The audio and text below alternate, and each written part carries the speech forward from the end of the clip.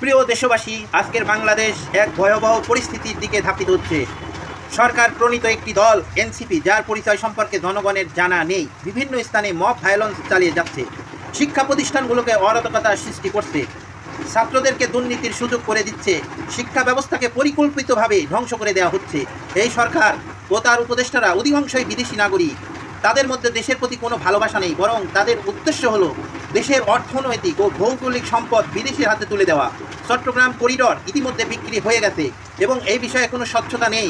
সব কিছু চলছে পরিকল্পিতভাবে আড়ালে।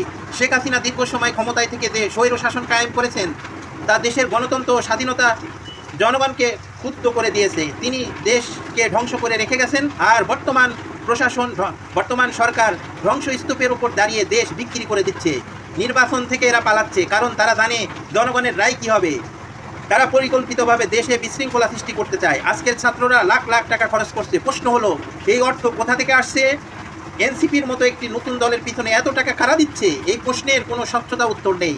আমাদের সন্দেহের অবকাশ নেই। দেশকে গৃহযুদ্ধের দিকে ঠেলে দেওয়ার একটা আন্তর্জাতিক ষড়যন্ত্র চলছে, যাতে ভবিষ্যতে কোনো সরকার স্থিতিশীলভাবে রাষ্ট্র পরিচালনা করতে না পারে।